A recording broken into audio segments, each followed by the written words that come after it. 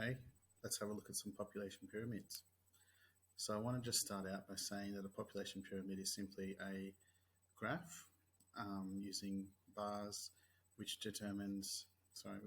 pictures for us, I should say, differences in gender and age groups. So there's a couple of variables that are being mapped out here, but we're going to have a look at each of three of the main, I should say, shapes of a population pyramid, describe what each shape sort of means for a population, and make some inferences about that population, where it might be headed or where it's come from.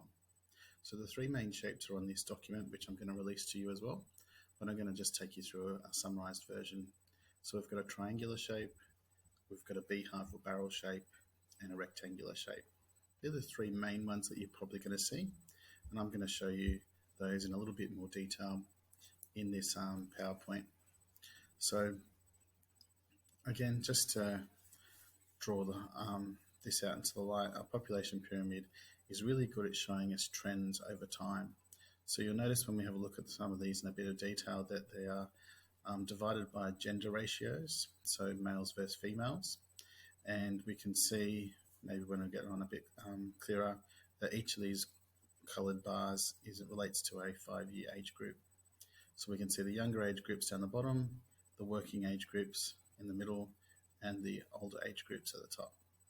So when we see this, you can even squint at it, I guess, if you want, and you start to look at the shape, and the shape reveals a lot of things. Looking at the data within that tells us more, but just even the general shape is good enough to make some general inferences about the population. So let's have a look at those general shapes, and we'll be able to have a look at what's going on. So this general shape is basically just a triangle. A nice triangular shaped pyramid can tell us a lot about a population. Basically, if I just draw two lines going across, that's going to show you where we've got the younger dependents. That's people below the age of 15, people who can't work for themselves, so they're not earning any money. They might be working at home, maybe if there's a family farm or something like that. But these are dependents. They're depending on the working age group. And I'll just call these working age. They've got different names depending on who you're talking to. But this working age group supports the younger dependents. They're the parents of the younger dependents. So they're the ones who are economically active, out there,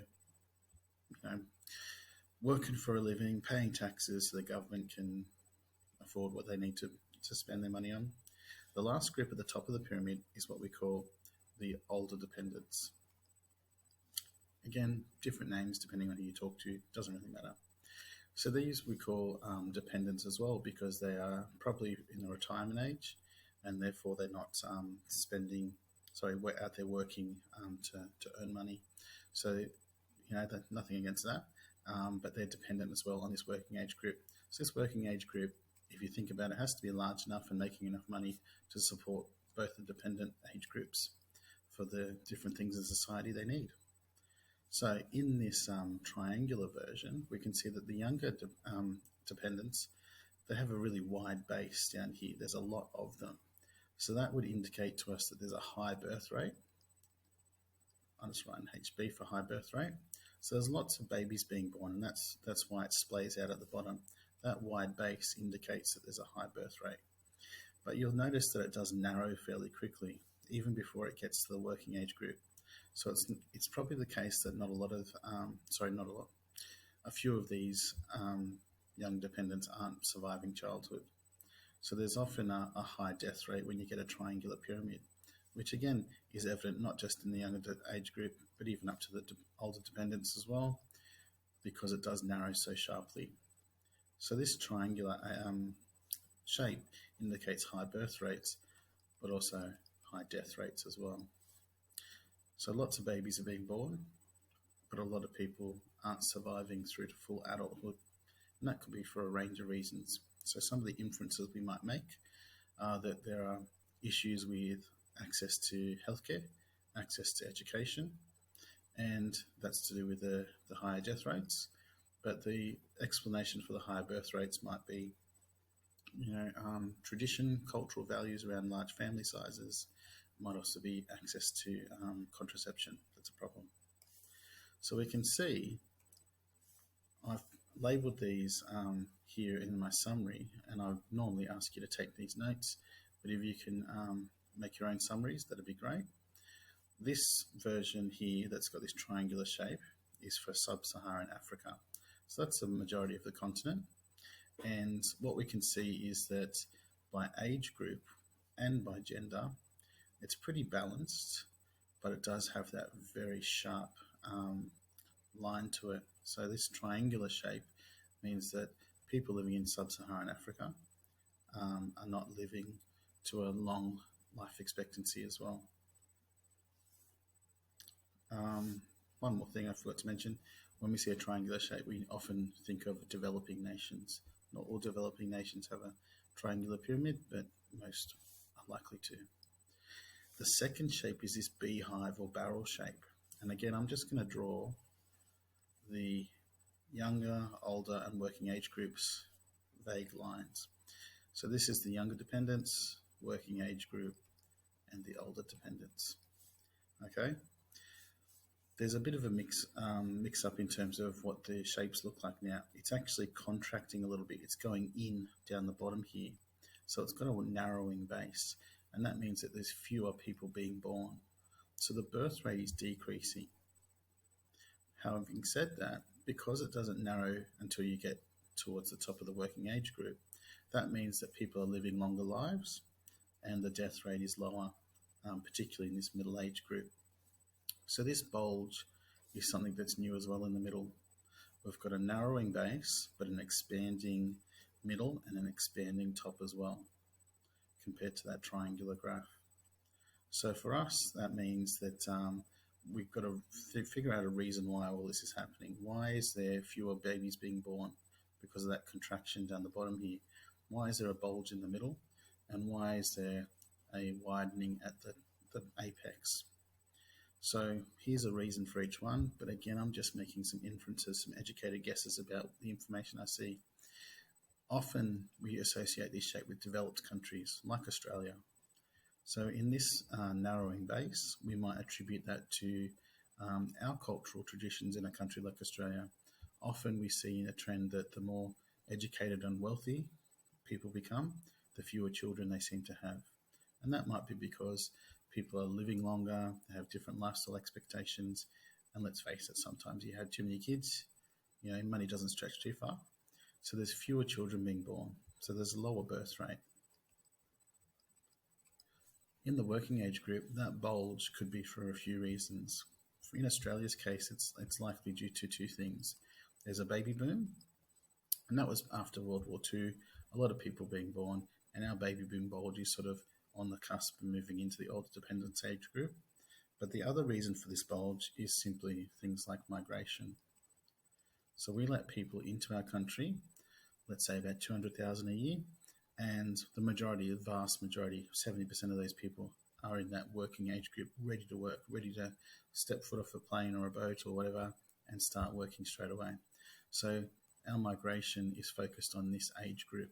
We don't want too many younger dependents or older dependents just because they're not going to be economically active. And the older dependent age group, why are there so many in this? Because there's a lower death rate.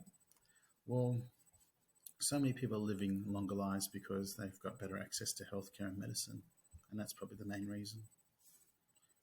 Here's an example. We've got Australia's population pyramid. This one's a few years old now, but it does show you that sort of shape. And again, we've got to squint when we talk about these things. So because we've got this widening at the top, that means people have a longer life expectancy. The bulge indicates migration and the baby boom. And as it tapers in at the bottom, that's indicating that we're not as willing to have as many babies as we might have in the past. After World War II, families were still having 12 or 13 children because that was even a government policy at the time. These days, the government policy is probably still around having more kids, but we are not necessarily about, wanting to do that ourselves. Not everyone anyway. So let's have a look at the third shape. Now this one's where you really got to squint. So the rectangular shape, you're never really going to see it be that rectangular, but it sort of gives us an idea of what to look for. We're going to see a fairly even shape here where we've got a similar amount of people in each of the three groups: the younger dependents, the working age group, and the older dependents. When you see a rectangular shape, because there's no splaying out, a widening base or a narrowing base, that indicates that the population is fairly stable and it's not likely to grow except through things like migration. So we don't tend to see too much happening unless there's slight changes, like if there's a slight narrowing at the base, and that's how we'd figure out if there was a declining population or not. It's a good indication, because there's so many older people, that there's a really high life expectancy, and there's a solid amount of people in that working age group. But because there's so many people in the older age group, there's a lot of pressure put on these people. So let's have a look at an example, because it's probably a little bit easier to show you a real one. So if we look at this shape, and I'll just do those cutoffs again. So this is Japan's population profile. Again, not exactly a rectangle, but let's go with it. It's almost top heavy, if you like, because in Japan, people are living really long lives, and it does taper down a little bit here. So in Japan specifically, there is a lowering of the birth rate, and that's because people are choosing not to have as many children. There is still a fair bulge at the top, and that means that the population is actually aging, more old people than young people, and that has implications for planning and the future of the country as well. It is likely the case that Japan's government has a pronatalist policy, much like Australia's government will, and they try and encourage this, but they're also probably trying to build up the population in the working age group too. So if I go back to this Word document which summarizes all this, you can see that these three shapes, just by looking at them and without necessarily looking at data, we can see that the broad shape in the description has an implication in terms of how we explain it and what the inference is on their population.